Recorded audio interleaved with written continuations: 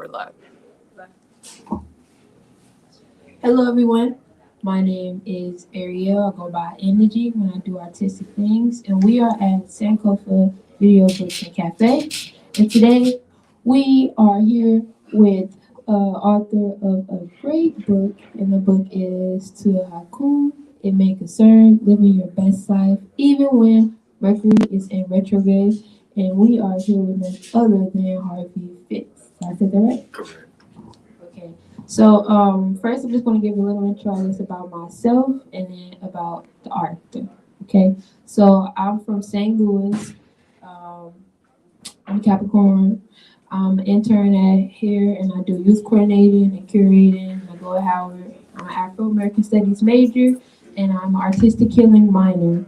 So today, and also I'm from St. Louis. That's important. So today we have Harvey here. Harvey is, in my opinion, we want to learn more about Harvey is multidisciplinary.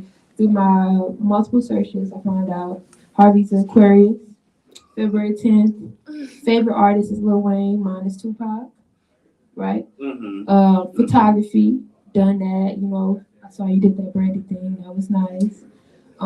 Does work with the Kennedy Center, does work with the Howard Theater, you know, like all that, you know, from Alexandria. We were talking about that. We don't know if that's the DMV. I always say the DMV because the Metro. Okay, we're going to count as the DMV today. And we got some good stuff here right now. So before we get started with the questions, get into the book, we're just going to let Harvey say some things, okay?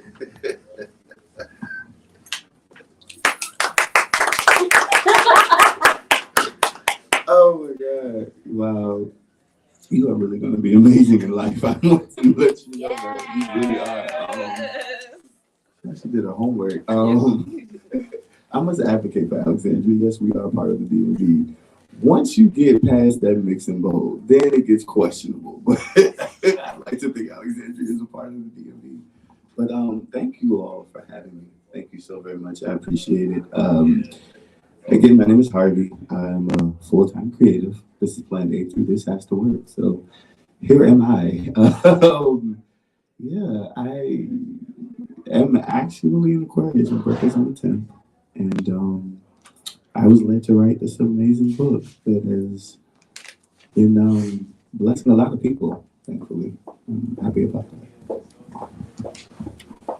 Okay, thank you for that. So I had some set questions, but of course, when you're talking, I may be led to do different stuff. So I noticed you just said you were led to write this book, right? And I'm Africana Studies myself. So we said led, which is like an intuitive thing, you know, the DMV is definitely with the Africana stuff. So like, what made you write this book, if that makes sense? Good question. My destiny is what led me to write this book. Authorship is very much so a part of this journey that is my life. And when I say led, I really mean pulled and pushed and challenged to. I didn't want to be completely honest with you. I didn't want to. I believe my higher power is God. And it is like, he had been telling me for a long time, you need to write a book, you need to write a book. Other people had been, if you will, messengers from him sent to me. You're going to write books, you're going to help heal people, you're going to be, I literally from childhood, things like this have been spoken over my life. And the agreement that I made with God was, okay, if I want to do all of these things, if it's in your will, I will do this via the arts versus a pulpit or in a collar. I don't like clothes. So that's the whole other thing. But that was the agreement that we made. And I drug my feet and drug my feet and drug my feet. And then the zombie apocalypse that is the pandemic happened. And I literally had no choice but to get to finishing this book. And I did. And here it is. Thank you for that. First, we go on. So, like, everyone now is he, right? Okay, I just want to make sure, you know, so I'll be respectful. Okay, So now my next question is, I guess, let's talking about the book to go there. Like, like what is your book about? If you want to like just give like a little intro to folks who have not been a part of it yet, like you talk about this healing journey that other folks have had. So like, what they want to expect with this book.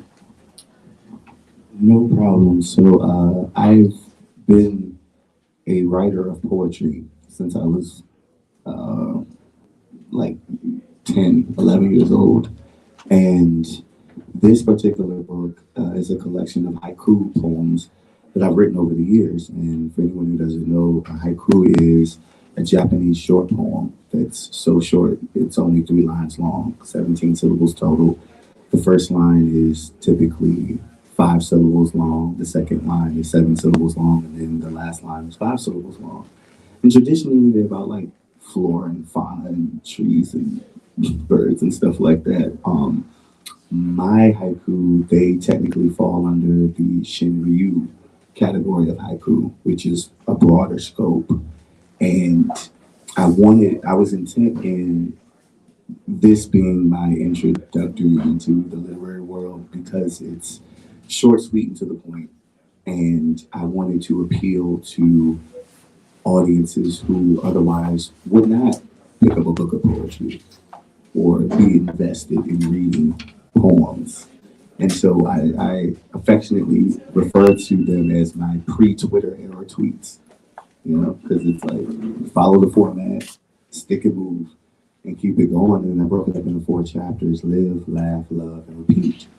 And so each haiku, each chapter is an umbrella for those particular haiku. I really liked how you said that with the introduction to like folks who may not read poetry. Even when I was at Sankofa earlier today, I was thinking about like my own writing as like a young artist and thinking about how some art that folks make, even it like I guess goes past borderlines of audience and like it hits the community. So like we're talking about like for example, I know it's not like I guess writing like boondocks for example, it could have like intellectual discussions to the community that in a fun way.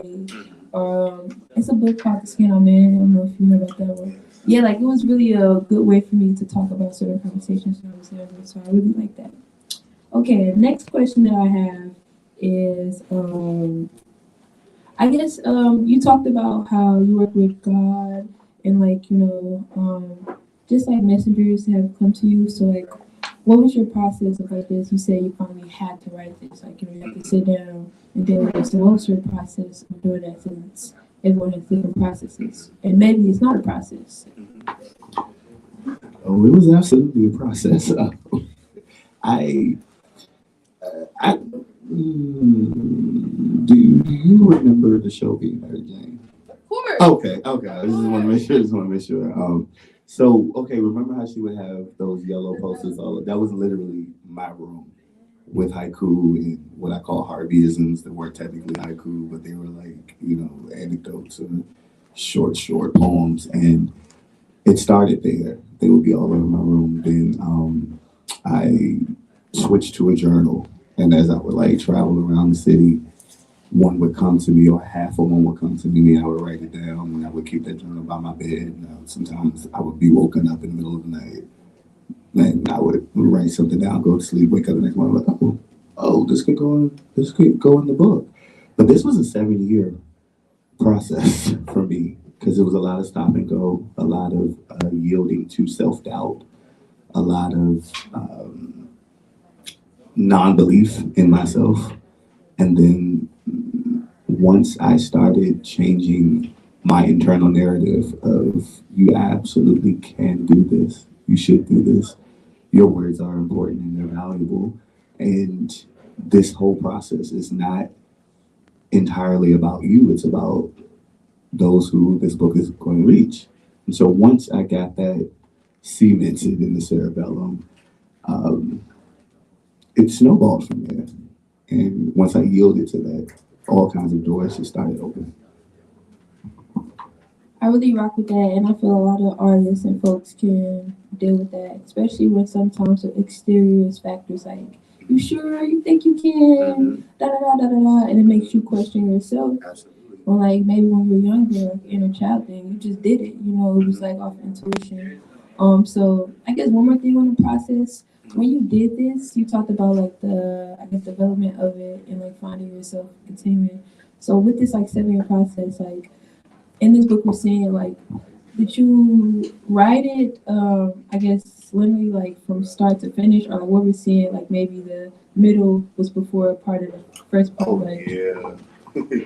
Absolutely, because like I said, some of them would come to me randomly, and literally up until I want to say a week before the final draft got sent, I was still getting them, and it was like, it was like priming the pump, and then the water just finally starts flowing out, and after a while, I was like, okay, these set are what I'm going to put in the book, and what keeps coming, that's going to be in another book. And so now I need to organize these what I have. And the idea came to me, well, break them up into the different stages or different chapters, which is live, love, laugh, and repeat. And so repeat, those are the ones that for me personally were like daily mantras that I would say throughout the day. Keep me grounded, keep me out of jail, keep people out of the grave, because repetition builds character, in my opinion. And so I would continuously recite those over and over and over and over and over again. And dealing with the amazing publisher that I went to. Shouts out to Kanika Carter, who is the first Black poet laureate of Alexandria, Virginia. She owns her own publishing company called Great Publishing. And going back to when I said when I finally got out of my own way, I'll never forget it like it was yesterday. She was performing at Spit That. And after the whole performance, I approached her and I said, hey, Kaniki, guess what? I'm finally going to do it. I'm going to finish this book. I'm like almost done with the book. She smiled, reached down into her purse and pulled out her business card. I said, I've been waiting on you. Here's my business card. Email your manuscript to my assistant. I'm going to publish your book. And here we are. period. And I think that attests to just like connections and like soul tribes and just even like the nature of the DMV. So before I touch on the DMV, I guess like from what you're talking about, I feel as if this whole process was of lessons and a journey of inner self, right? So what I was wondering next is, would you choosing haikus, although you chose like a certain form, and that coming from you said Japanese culture and Asian culture, and not just with haiku poems, but even when I think about like the cinema of like K dramas, C dramas, it's also about lessons and stuff like that. How did you like Che? Did that come in play like when making this book about pulling from I guess that lessons? Of course, that you have lessons in other cultures like Africana cultures in general, but like did that energy help you with this book? It did a lot because I realized that I'm an African American male. And so I wanted to be creative, but also wanted to be tactful and respectful because that's a whole other culture that I am dipping a toe into to present to the general masses. But then also on the flip side of that, I've always been an anime junkie. So like hence the cover art of the book. I literally told the graphic designer, think Cora in the hood. That's what I want. And she took that and ran with it. And that's what she presented to me, and I fell in love with it. Like, and so for me, it's like it's my love letter to the creative, and it's also my respect to that particular Japanese art form. I do think that's amazing because I think in general that like black culture or Africana culture and Asian culture has a deep thing. And people are like, why do these youngsters like anime? Why do they like these dramas? Like, why do they love BTS? Like, or even like back in the day, Korean fried chicken, like that cultural thing. So I think that's very important that people, I guess, see those connections. If that makes sense. And like, yeah, that's cool. So The next thing I want to talk about, and then we're going to get to the topic of, Mercury retrogrades, is I remember I was watching a podcast you did, and they asked you about, I guess, acting, and you talked about like your first love was writing, and you talked about you like escapism, and I think escapism is very important, especially like when you have like different environments, like even core in the hood. You know what I mean? Like sometimes you may be going through wild stuff, so you like, no, I forget that. I'm Naruto, you know what I mean? I'm Aang. And I'm just finna go stop the firemen, you know what I mean? It's like, like, this is not real, you know what I mean? Real. I'm me and my homies, we finna go somewhere else. We are learning how to water bend and stuff, right? Yeah. So could you tell me like the importance of like escapism first, like through your life? Like you talked about anime, and you travel through different mediums, like acting and like photography, like all these things. And how is this a special type of escapism in this literature? First of all, shouts out to you for doing your homework. Like you really did your homework.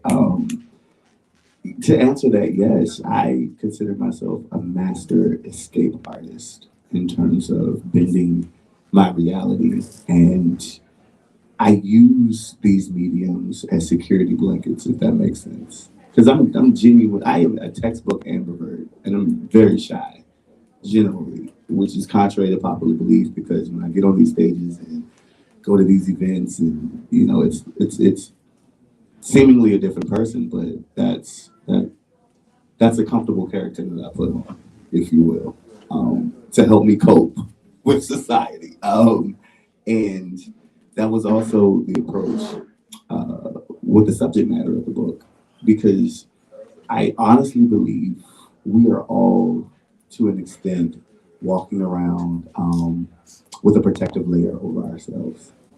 And hence the living your best life even when Mercury's in retrograde. Because allegedly, legend has it, during the Mercury retrograde, everything that can go wrong does go wrong. And so it's kind of a roadmap to discovering yourself throughout this retrograde, and what you want to be versus who you are, and what you can tolerate versus what you stand for. And in doing that, you shed that layer a little bit to yourself first, and then it helps you cope with the reality out there, because it's wild out there. It's definitely ghetto. So, yeah, yeah, not recommended. You know what I mean? Yeah. But yeah, so with Mercury retrograde, you talked about that. I guess with that, like, first question, do you be going through it during Mercury retrograde? In some aspects, yes, more so socially than anything else. Because in writing this book, it kind of opened me up to that side of things with like the zodiac and the astrological world. I was a huge skeptic. I'm not gonna lie. At first, I was a huge skeptic. I'm like, that's BS. It's a jerk born every day of the week. I'm not about to base my whole entire life upon what something the horoscope says day to day. But I'm also a firm believer that you agree with no man 100%. And as my grandma used to say, you can eat the fish and throw away the bone. You don't have to take everything, just the parts that service you. And so, with that being said, I'm never fully conscious of, like, I don't have it pinpointed on my calendar. Oh, the retrograde's coming. Let me hunker down or anything like that. But I will say I am in tune enough with the earth to realize when something's going a little bit wonky. Let me check and see. Oh yeah, Mercury's in retrograde. That would explain this, because it generally doesn't happen outside of that time frame. So you would want to kind of folks to use this kind of like a handbook, like like use these affirmations when stuff going on, Mercury retrograde or not Mercury retrograde. At all times. Hence, I was very intentional with the even when Mercury is in retrograde part, because I fully understand that not everyone subscribes to that, and so it's living your best life in general, But just in case you are in the middle of the retrograde, I feel like if you read some of these, it'll help you. Okay, that definitely makes sense. So I'm also a poet. You know, I did freestyling since I was a youngin', and I was wondering, when I was reading, just even the title, but once I start reading it, I noticed that like there was like multiple energies like encompassed in this book. Like we go from chill, laughter to like yo, like you need to, you know what I mean? Like there's different energies in here. So I was wondering, like, is that also like a double entendre of a metaphor of Mercury? Yes. So yes with that. Yeah. Yes. That is so. What I envisioned when this book was published. I don't know if we have any Trekkies out there, but I'm definitely a Trekkie. My favorite series would be Star Trek Voyager, and in the opening scene, there's like a random planet with like the solar flares that are like lashing out, and that for me was the visualization of this book in the order that the haiku go within each chapter because it's just like life. You know, it's just not. No one's life is even killed. You have your ups, you have your downs, and you stay in the middle. That's flat line. You're dead. And so, with that being said, it reads as I feel life flows. Sometimes it's peaceful, sometimes it's volatile. You just gotta know when to go in the flow. You gotta know when to swim against the current. Definitely agree. So I guess we're gonna stop this moment right here. And is there any like one expert you would like to read for the book? Something that's calling you today? That you want to listen? Come on, coffee. Um, yes, actually, and it is on page 47, and this is from chapter one, live, and it goes. I'm sorry, page 27. I said 47. I apologize. It goes. I've only ever been scared of one person my entire life, me.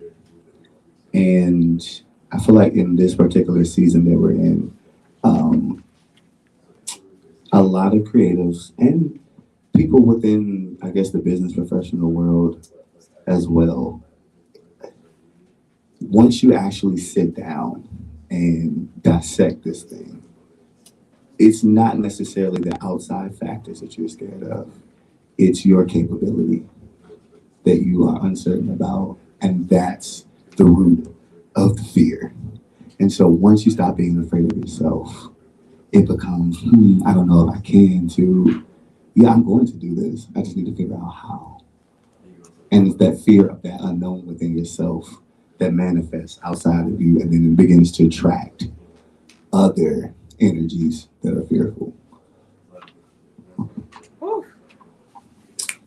Yes, Paul. Yes. Okay, so like with that, with unknown and uncertainty, since we kind of just going with the flow of the conversation. First, like outside of like poetry, and of course it could be the other mediums that you travel through. Like, what are some coping mechanisms? Because you know, like you say, it's not linear. Like you go through it, it's like okay, no uncertainty. Because maybe like in a year you may also get some more uncertainty and stuff. So like, do you have any coping mechanisms to I guess your listeners, because like for me, you think about therapy, right? Like therapy, logically you'd be like, okay, I get that this is just like a trauma bond, for example. So shit, you know, just walk away. So logically you know that, but then still sometimes in your mind like you still feel like, dang, but I don't do this. Right? Logically I know it's just unhealed inner child. So I'm just like, dang, I really should actually believe in myself. And people just talk down to me when I was a little younger.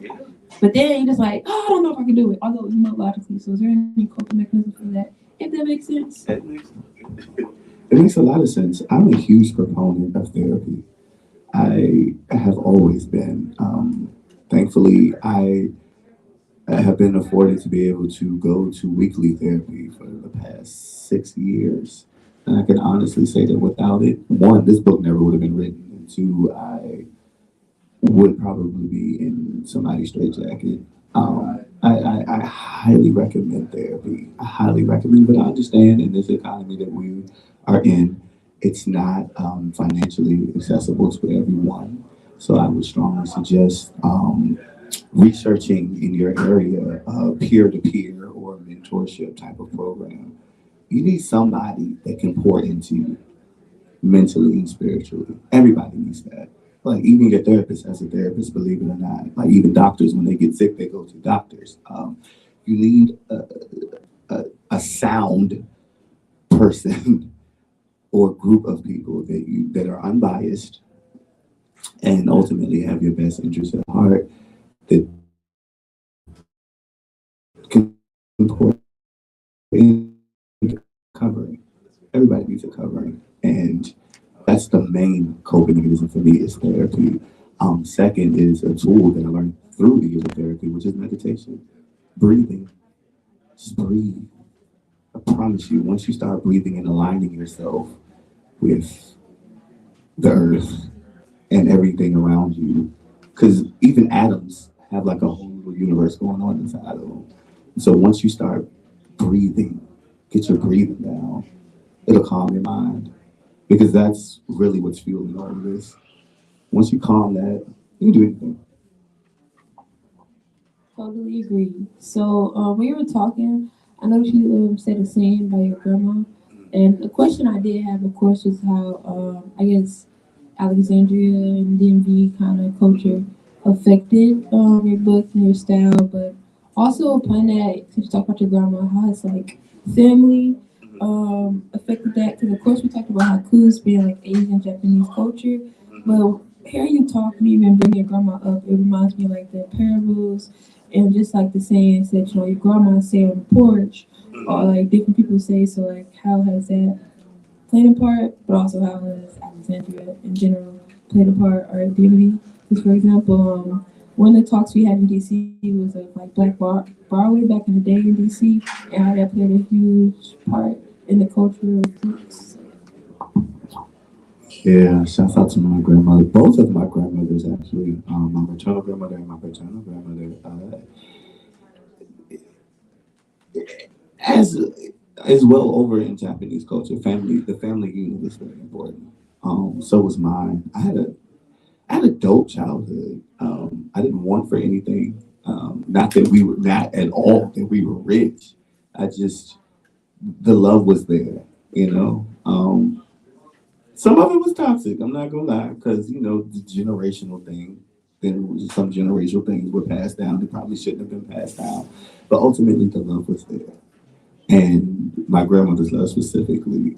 Chris Rock, years ago, he did this comedy bit where he said, "We living in an era where the kids are calling their grandmama mama and their mama Pam." that was that was my reality. I was predominantly raised by my grandparents, and so I remember like my first memories were food because my grandmother was the provider nutritionally for the family. She would cook every day, she would cook every day. And I just remember the house smelling like food. And I actually recently wrote a short piece about that goes, I believe that heaven smells like my grandmother's kitchen on Sunday afternoons. Watch pots never boil. One of many lessons she taught me from the womb. She prepared our plates for the nourishment of our bodies and prepared our souls for these uncertain times to behold. Each meal was made with love, served with a side of proverbs, seasoned with sage advice, and sometimes even sprinkled with tough love. See, she meant garlic, not words. Spoke softly, but was always heard. Loved us fiercely with all of her might. Bridged gaps with clasped fists that brought down the thunder in one hand and olive branch in the other, down to the ark of our safety like dove.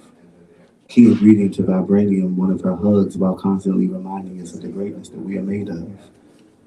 Life's a marathon, baby, not a race. She would also often say, to remind me to steady my pace so I don't burn out too soon. Hi, my name is Harvey, and my days have gotten so much better. Honestly, how are you?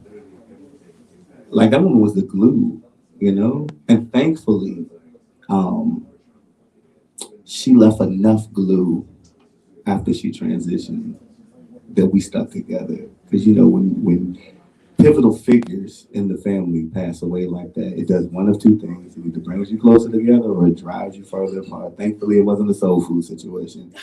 And I'm really grateful to her for that, you know, really, really, really grateful. A lot of life lessons that I apply today, she taught me in that kitchen. From one, how to cook, two, how to properly season things, three, how to measure. Those three things I apply to my life. You know, how to cook when it gets too hot, how to get out, you know, how to season things, how to season my words with people because you catch more flies with honey than you do vinegar, and how to properly prepare the table. The table sometimes is you for the people. But yeah, shouts out to that lady, for real. Shout out to your grandmas and your people, for real.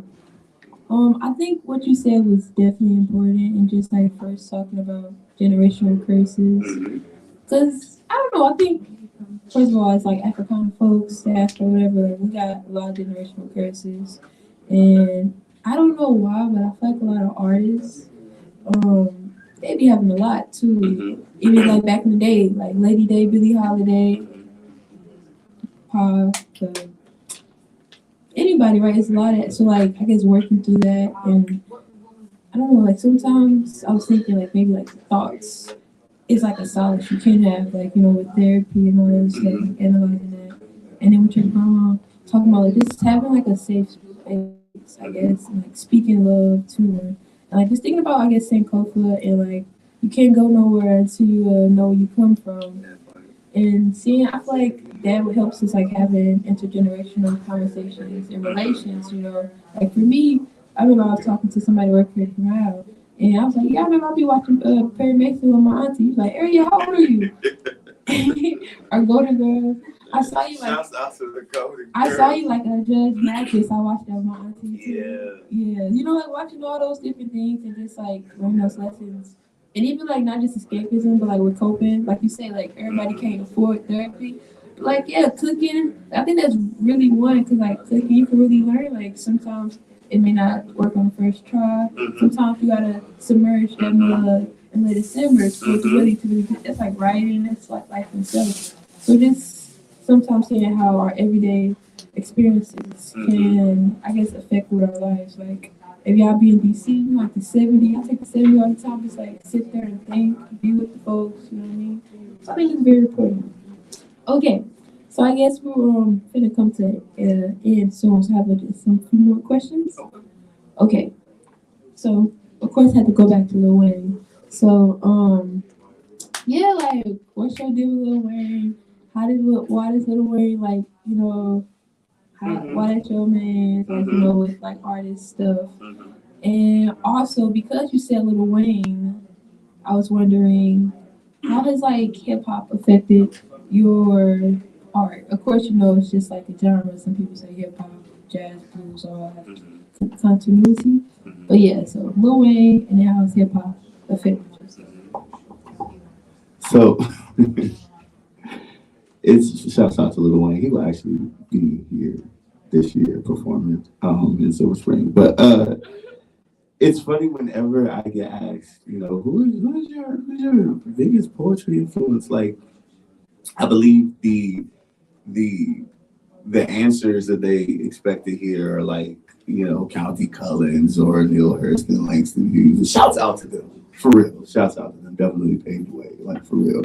But for me, my biggest poetry influence is Lil Wayne, like Tunchi. Because also growing up in the family unit that I did, they were very, on my mom's side, they were very strictly religious, like color purple religious. And so there were several things that we could not do. One was listen to secular music. I wasn't really allowed to dance all that much or whatever.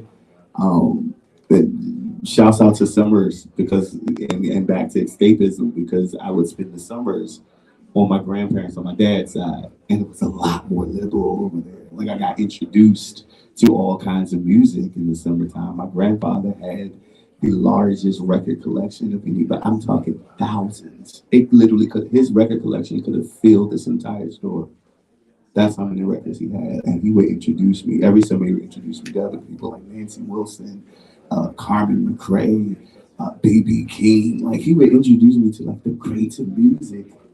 And then of course my cousins who were the same age, they would introduce me to the hip hop. And like, oh, what's that? Oh, I like that. Like, and they'd be like, don't repeat that because we don't want you to get in trouble because you know you can't listen to this. And one of the artists, the one of the first rappers that I got to listen to was Lil Wayne, and I became enamored with his his masterful ability as a wordsmith and how he raps in prose and the innuendos that he uses.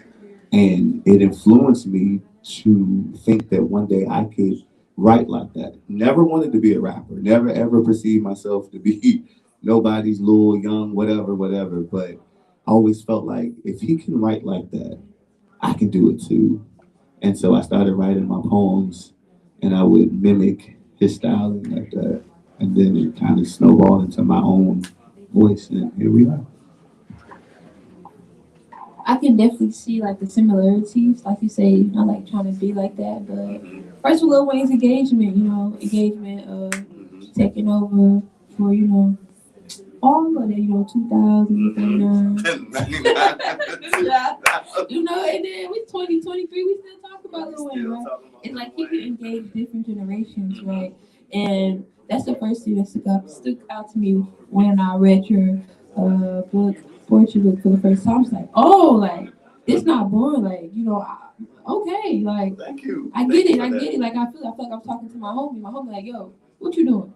Why you hurting yourself? You know what I mean? Like, your friend, good friend. Sometimes like the grandma energy is talking about like, yo, now listen, like like some OG stuff.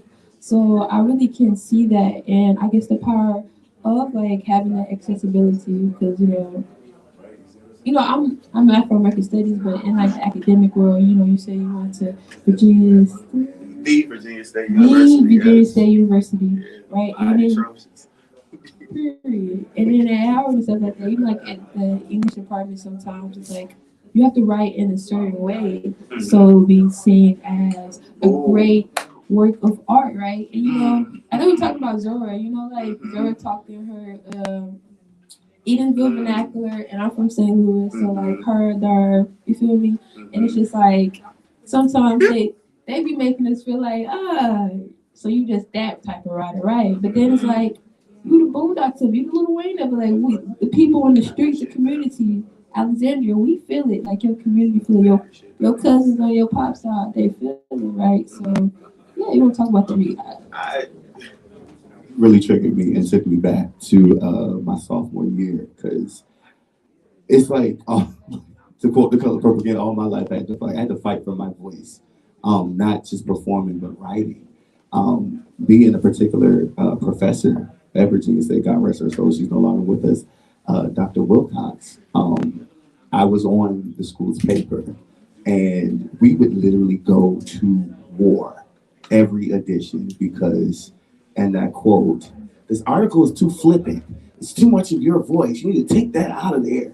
What do you mean you don't have cited sources? I'm like, well, the people don't want to be snitches. They don't want to come forward. I can't make these people. They can't use the article. And why does this read in your voice? It's supposed to be flat tone. Like, man, because my voice got Lowry seasoned salt on it, and you as a non, yeah, I get where you're coming from, and I respect your experience and I respect your journey. But it was to the point where I pulled an okie doke.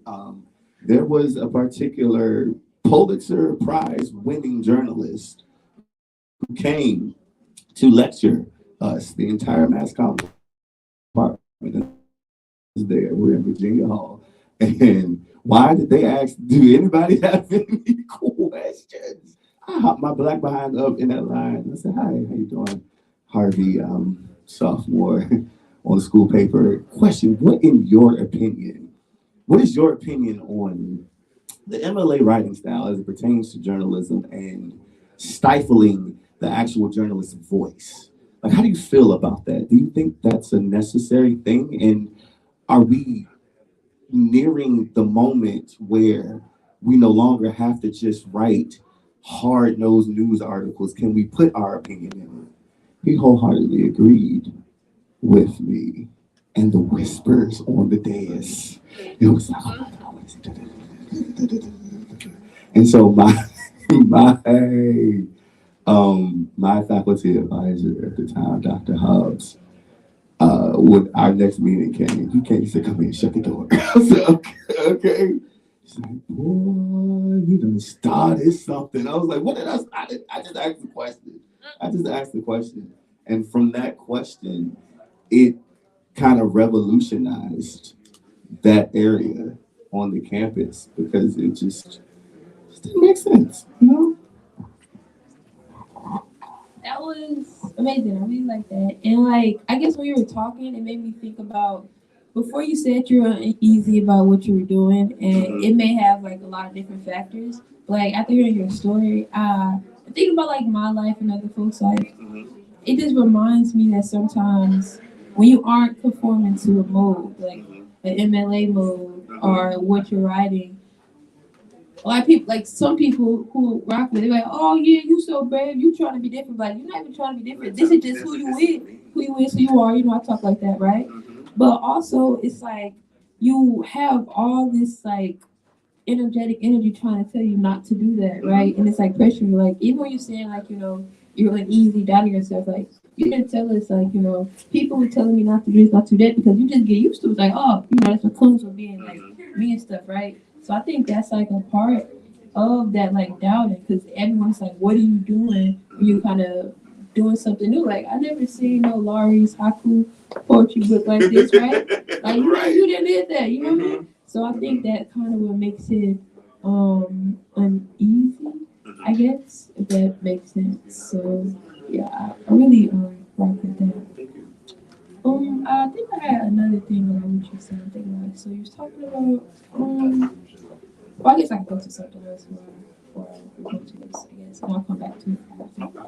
Okay, so let's do a Philip before we kind of end off. So you talked about anime. What's your favorite anime? Or what you rocking with right now? So right now, Blood. Oh, I'm sorry.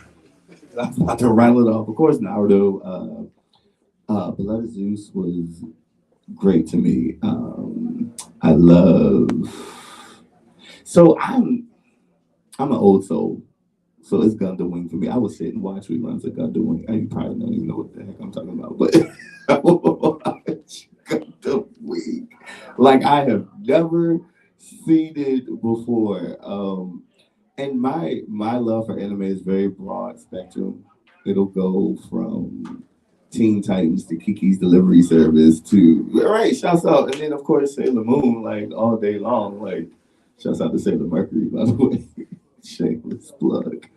But I also like Goblin's Cove and Demon Slayer and I just sit and like watch animes all day long over and over and over again. I rock with that. I'm a Hunter x Hunter girl. Y'all seen Hunter x Hunter? Period. That was like my real thing. Like I was watching Hunter x Hunter and My Little Pony at the same time. But it's okay. I don't call me childish. Got it right. They taught me friendship. They say lessons. Wow, lessons. Lessons. The lessons are everywhere. Okay, so but we gonna break it down a little bit. So we got young generation artists like me and other folks. Okay, I guess we're not the same generation, but we not like It's a half a measure. we not doing it that. ain't Her that far generation, apart. It's a half a like measure. we not like the late. Okay, so like, what would you tell me? And like seeing my vibes, my energy. What would you tell me right now as like an artist, like maneuvering in the world? As an elder statesman of the millennials, see what sage old advice I can bestow upon you. As the great scholarly, profound philosopher Mrs. Frizzle used to say, yes, from the magic school bus. Shouts out to Little Richard because a lot of people don't know he's the one that sang the theme song for that. Yeah, the more you know. But anyway, as Miss Frizzle would say, okay, kids, let's get messy, make mistakes, and go on this adventure for real. Don't be afraid to fail. Don't be afraid to mess up. Don't be afraid to put it out and fix it later and put it back out again. Don't be afraid to do that. Do not be afraid to do that because from the least of us to the greatest of us, we're all just figuring it out. You can go around the corner to 1600 Pennsylvania Avenue. The person that's in that Oval Office is running this over, figuring it out as they go along. It's being a creative is not for the perfect person, but it's for the perfecting person. So yeah, put it out, whatever it is, put it out. If it's a rough draft, workshop it. You know, they're like we live in one of the greatest places on earth in terms of being creative and getting and going places to get feedback. You know, so put it out, get the feedback, take what services you, throw away the rest, go for it, put it back out again. You know, if it don't work, work on it or work on something else. That's the beauty of being a creative. You get to create whatever you want, and there will be an audience for it. Okay, last advice question. So, you said you went to Virginia State University, The Virginia Virginia State State University. University, they are really big on that. And y'all Trojan. What's y'all mascot? The Trojan. Trojan. The mighty Trojan. Mighty Trojan. Okay, so you graduating and stuff like that, being an artist and stuff like that. Sorry for the feelings, apologies, but By the way. do you have I guess any advice for that? Because I'm a junior right now, right, and I'm gonna graduate next year, and some people like you say, just keep networking, just keep doing what you're doing, and chill, just keep working on your craft, and just like believe in yourself. And other people is like, you a junior, you don't got your job secured yet, you're not doing this, you're not doing that, and it's just like. But we just talked about the importance of like maybe not always know what you're doing, and making mistakes and just trying your best to perfect them. So do you have, I guess, any advice for that? Because sometimes it's like productivity, you have to do this, do that. But sometimes like even with this book, you have to sit for like 7 years to really like make it how you want it to. And in the meantime, you do other stuff I presume like all the different pockets you're in, such as like the Howard Theater, Kennedy Center, interviews. I saw that one you did with Avery Wilson. Yeah, research, right? Wow, you really did your research. Yeah. That's kind of Wow. okay, Mia. I will say this, just to note that 7 years, it took 7 years for me. Whatever you are individually working on, it doesn't have to take 7 years for you. Everybody's journey is very germane unto them. And so, what I will piggyback off with everybody telling you to network, and I would say strategically network. You don't just be out here wasting your energy and wasting your time chasing down random people. Research these people. Your generation has it so good. I know I'm about to sound like an old folky person, but your generation has it so good in terms of the resources that you have. Like y'all got IMDb Pro. You have direct access to a lot of pretty much anybody in whatever creative field that you want to have that me coming up as a sophomore didn't have. So be very strategic and very intentional in your networking. Because I believe it was Jay-Z who said your network is your net worth. And that's a really real thing. And don't be afraid to engage in conversations with people who are where you want to go. And that doesn't necessarily mean bombard them with beseechment for hookups. Establish meaningful conversation with these people so that they know one, you are serious about yourself, and two, you respect their time. And I promise you, they will remember you for that above anything else. Period. I like that. We're gonna take that. Everybody in the line. Okay, so I guess one of my last questions to finish it off, since we had like beautiful time with everybody, and I like to feel, of course, as folks on the live stream, but I think it's a very intimate, chill feel, because this is like a very sacred space, you know, because like, there's a lot of sacred conversations that go on around here. You know, this is the rocking chair on the porch with your grandma and your uncles, and this is a place where like we do that, and that's what we're doing today. And I noticed throughout this whole thing, we did not plan this, but it was a lot of laughter. So I just want to talk about laughter. Like to finish it off, like what is laughter and comedy like mean to you? And I guess like what do you want it to mean for the audience or community in general? If it does, I think it do. You mad funny. Um, I don't know who it was that first said it, but laughter is the best medicine. And you'll be able to cope with life better with joy, like authentic joy, because happiness that comes in sporadic spurts. But when you have authentic joy, that carries you so far in this life, like that unspeakable joy that's it's inexplicable of why you necessarily have so much of it, but it's fuel. And there's another saying that goes, sometimes you have to laugh to keep from crying. And it takes more muscles to smile than it does to frown. So why not do yourself that service and laugh? Because you can't do nothing about it no way, 9 times out of 10. So when you laugh in the face of fear, when you laugh in the face of danger, when you laugh in the face of adversity, that takes a lot of the power and reestablishes it back with you. So I laugh all day long to the point where laughing for me is a coping mechanism. Like whenever I'm nervous, I laugh because I'm not laughing out of disrespect. I'm laughing because I know it's all going to work out for my good anyway. So why stress when you can laugh? Period. So before we like end this off with final thoughts, does anyone in the community that yeah, I want to say it like that, the in-person community want to have any questions for the poet, artist? I don't have any questions. I love that poem you shared about your grandma. That was Thank really you. nice for this. Thank you. That was really nice. Thank you so very much. That's my opening poem. Whenever I have a set, that's I open with that. Period. So no other questions? Cool. Okay, any final thoughts that you have? You want to last word give to the folks? Yeah.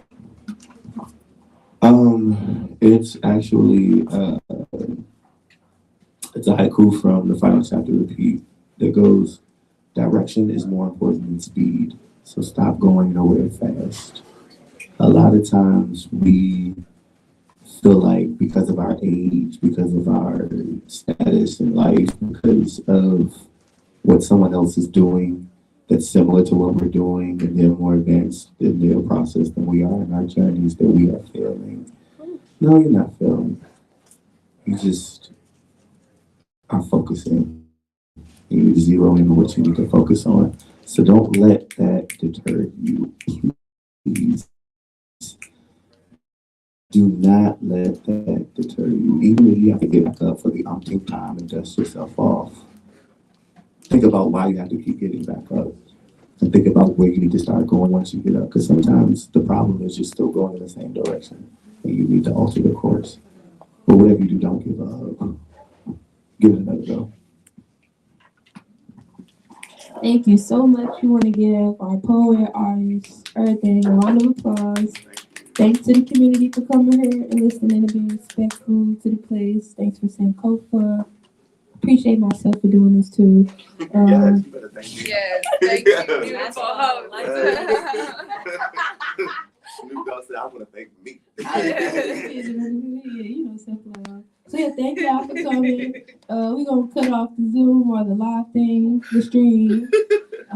As you see, we're gonna be real cool after this. So yeah, thank y'all for coming. You can end it off now. See y'all later.